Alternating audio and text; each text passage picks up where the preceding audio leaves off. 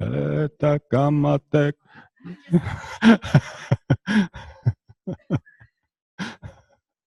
Yeah, that's okay. So what you're going to make is a model of the primary image. Now, I've added the head, but actually, if I was being a purist, the head wouldn't be there because it's just basically 5 lines, 2 widths, and 5 lengths, right? That's it. But you can add a head. It helps with orientation. Yeah. For convenience purposes, I've used the one pipe cleaner for that and the one pipe cleaner for that, but you can be inventive. What Philippa is holding in her hands is, if you relate the 5 lines to the structure of the body, and that's very useful to do as a convenient tool in the beginning, but then you dispense with the structure of the body. Here, these 2 widths are pretty much invariable because of the structure of the pelvic girdle. However, these 2 widths up here, variable because you don't have a solid structure. So those little sticks that Philippa's holding in her hand, you could, if you wish, represent this width down here with a stiff stick, right? A solid stick. And up here, maybe something else. Yeah? A pop. Yeah. That is your project. A craft project. Yes. Be crafty. Off you go.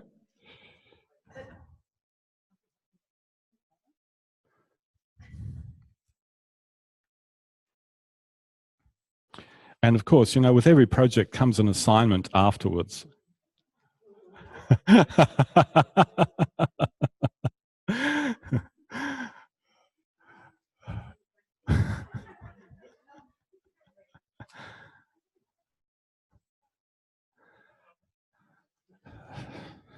Now, with any good craft, of course, you gather around in groups and you talk and you drink coffee, munch biscuits. I'm sorry, I didn't make those provisions.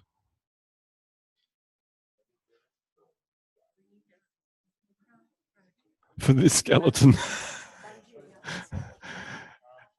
He's a bit loose. Yeah, this is loose. Yeah, this is loose. He's lost his elasticity.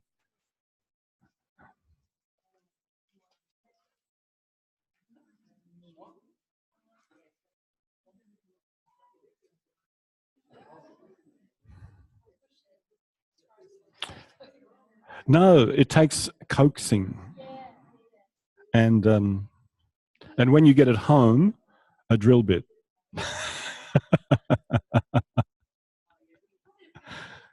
Yeah, it does go a fair way in. Yes, that's a good solution.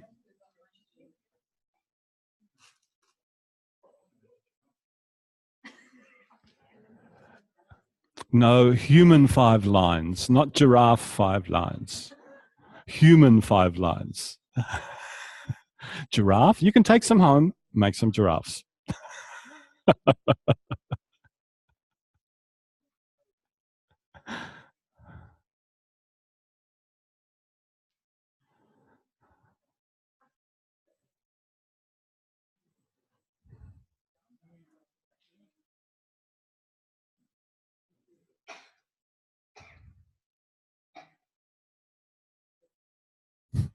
I love some of the.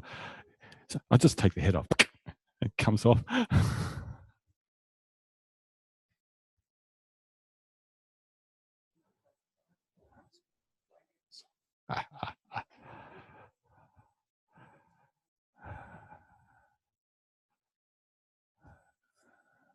And now.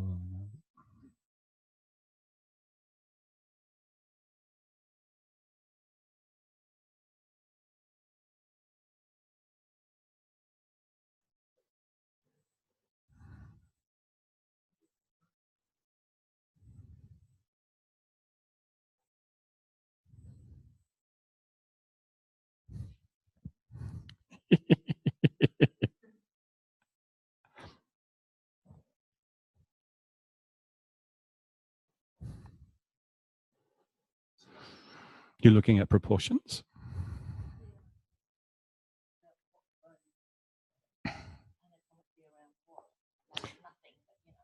Yeah, so that lower horizontal bit, if you actually look at the center of the two hip joints, you'll notice that in this particular model, the tailbone lies just ever so slightly below this ear. Oh, you've got a, methinks that might be a monkey of some kind.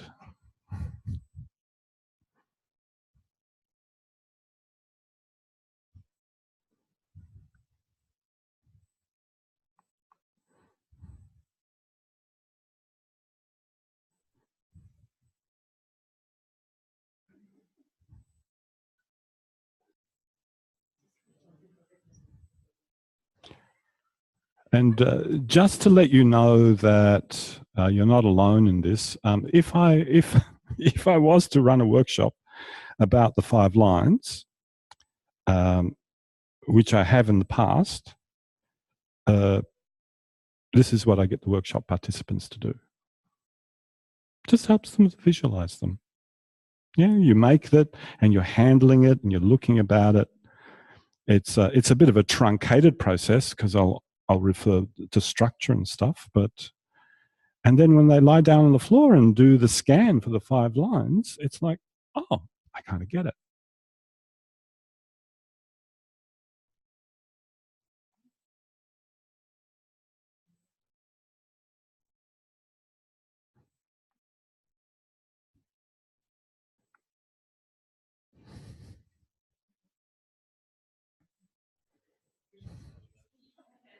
Scoliosis.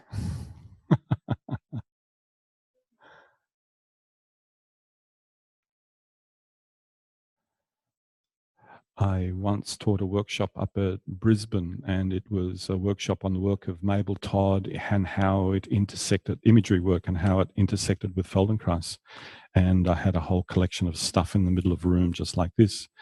And I said to them, could you please make some sort of doll that represents human standing posture so that it could actually stand up? And they all succeeded in their own different ways. It was really nice to do.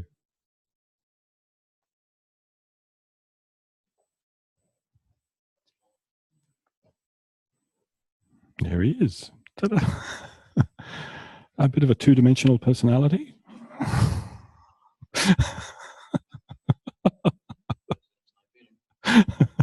No nervous system, no problem.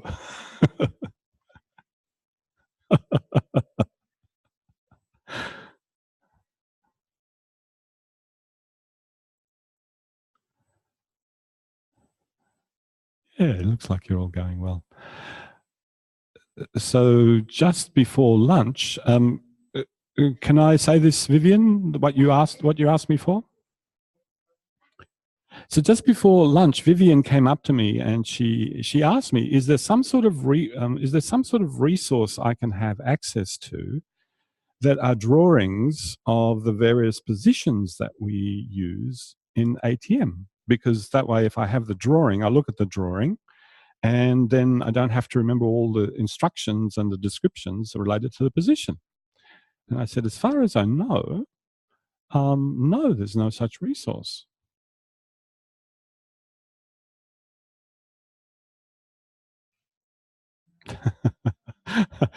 Headstand? Oh, good.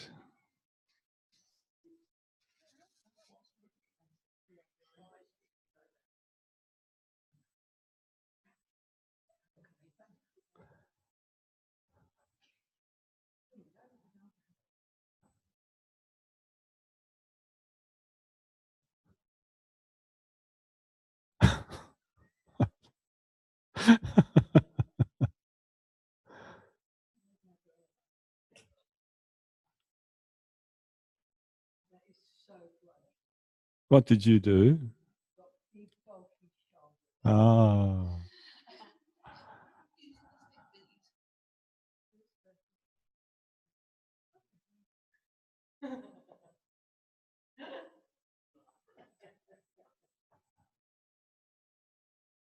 Good. As you get closer to finishing your 5 lines figure, your primary image figure, could you then put your figure into one of the starting positions from an ATM that you've taught anytime? Your figure. I didn't say put your finger. Could you please position your action figure into a starting position from any ATM that you've done in the last 3 weeks?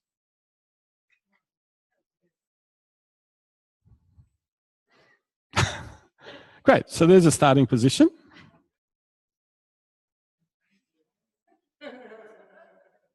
Let's see how many we can come up with. We potentially could get at least 15 different starting positions. Let's see. Oh, you've come up with the same position. No, you don't have to. This is your homework, by the way. Before April, using this wonderful, expensive figure, I want you to photograph 30 different starting positions.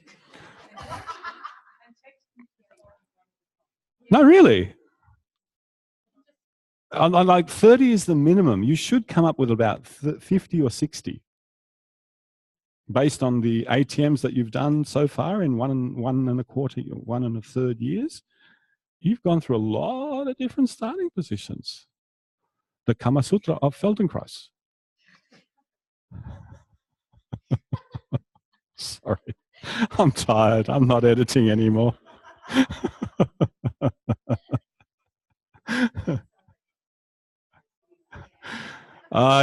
Believe me, I do not aspire to be like Moshe. And then we do have, I do have in my possession a reference document that has 55 different starting positions in it. And we'll give that to you after you've shown us your photographic study. You show yours, we'll show ours. Yeah. Yeah. My God, which one's that one?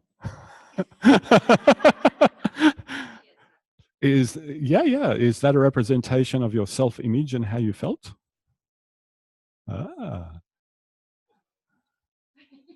Actually, now that I've uttered that sentence, so you could use these same little dolls, these little representations, to actually represent what you felt like in a starting position and how wiggly it was, as distinct from the objective description of the starting position. But usually, when you do something like that, you use clay. Yeah. You could use plasticine, you could use clay, you could use sand. For a period of time, Moshe used to hang around with this lady called Gerda Alexander in Germany. And she's not related to Matthias Alexander, the Alexander Technique guy. She had her own system, and her system was called, you've probably heard it in this room already, Eutony. And Eutony just means equal tonus. And her whole system was psychotherapeutically organized, where she would have different body positions and people would sit or be in those positions for a prolonged period of time. And the idea was to reduce the tonus through those positions. But she would also have people modeling representations of how they experience their own body in clay. And then they would witness over time how these representations changed and morphed. Yeah. She said of Feldenkrais, yes, he stole a lot of my ideas, but he did with them things that I never would have thought about. So, yep, there it is. Hands and knees. What else you got? On the side? Yeah. Anything else? Oh, one leg bent, one leg long. Oh, yeah. Good. Yeah, this one. Yeah. Yeah, yeah, sitting with your legs in front, leaning on your hands behind. Yeah, very good.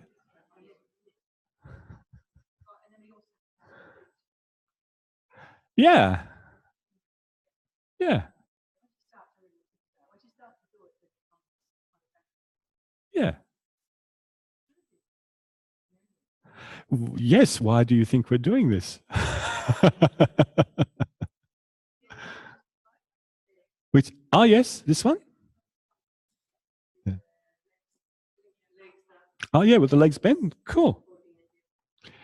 And I was actually not uber serious, but was serious about you photographing these positions and sending them in. And we could have a library of positions, right? And I will share that document, which was actually not produced by the staff, but it was produced in 2003 at the end of the very last Sydney training program that happened. And staff and students got together and we tried to discern how many starting positions do we have in awareness through movement and functional integration. Things that if you start from that position, it makes a real difference. And we came up with something like 55. There's probably more, but Feldenkrais says I work with about 50 different positions. Yeah. So that, oh, look, you've done a completely two-dimensional model on the floor. That's great. That's good. Good, good. When you say it makes something that made a starting position made a real difference, Mm-hmm. you just mean the 55 gave distinct experiences, or that they were the movements each of those 55 allowed, or the sequence of movements they allowed? The second one. A position in which from that position you could do a movement that wasn't so easy to do from another position. So let's have a look. Which one? Yeah. So Gloria's model there with the hands behind the head and the legs bent. Yeah. Yes, of course, you could lift the head without the hands there. Yeah, you could do that. But this really promotes being able to lift the head easily. So that would be a starting position. Yeah. Changing that to actually leaning on your elbows on the floor, that's also a starting position, because from that position you can do things that another position won't allow. And this is something we'll talk about a lot more when we start to cross that line from awareness through movement into functional integration. And so the way you choose to position somebody makes a big difference to what they can do, what could possibly evolve, and so on.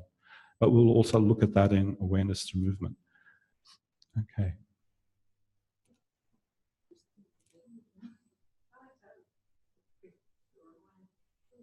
Yep, legs crossed, arms in a triangle. Yeah, absolutely. So that... No, but it's recognizable. You see, I look at it and I go, oh yeah, we do lessons from that position. And I was reflecting last night on our discussion about language. Yep. I was reflecting last night on our discussion about language, which was a little bit kind of all over the shop, but one of the disadvantages of trying to describe something in words is it's a long description over time.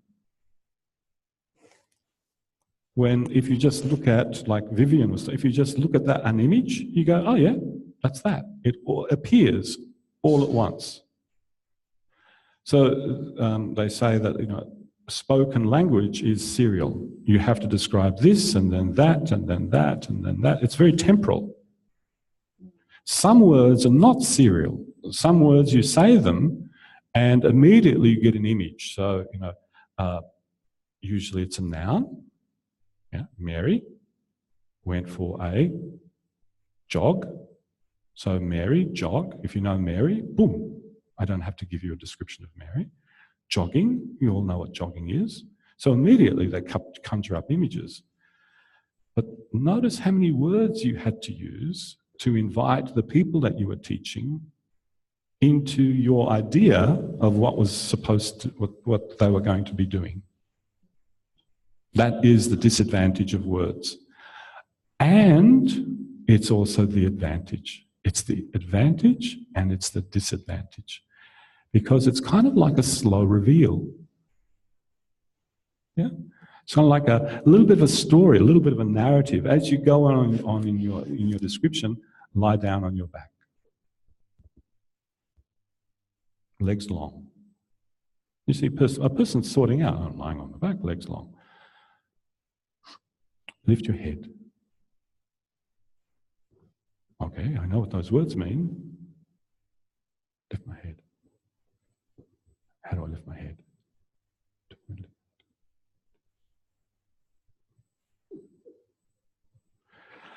Slowly.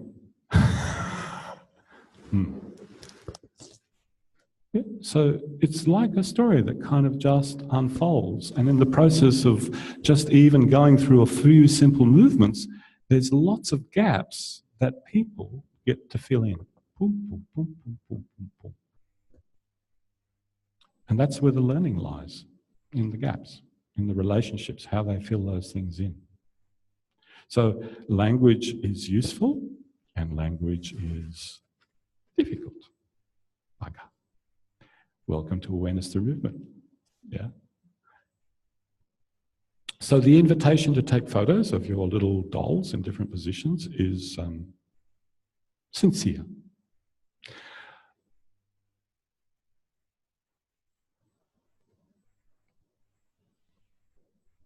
Two options? Yeah, two options. First option, tying up the loose end of the kata. The loose end of the kata, the 5 winds kata that we've been doing. Oh, you haven't been here. Coming up to sitting without, yeah, piece of cake. And two, getting yourself into the mind space to do it. Those two things are important. And Ruth today, when she was working with you, suggested that being in a particular focus when you were being pulled, that it's not about overcoming the resistance, it's about keeping your focus. So the intro to the kata movement will start on the floor and it'll be a focusing exercise. And then we'll take that into a chair. So have a chair close by so that you don't have to go meandering. Otherwise, if you do want to go for a meander, have a chair far away. Your choice. No. Now, if anybody would like to take some of that material home and play some more, you're most welcome to it. It'll save my luggage on the way home.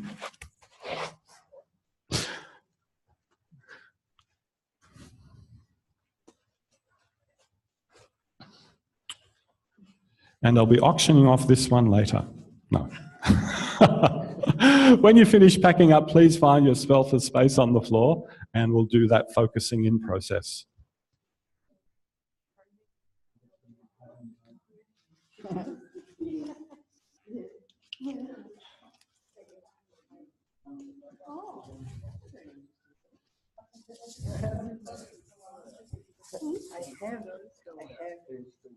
Not if you walk up to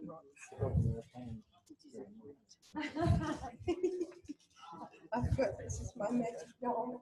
And we put into the cargo.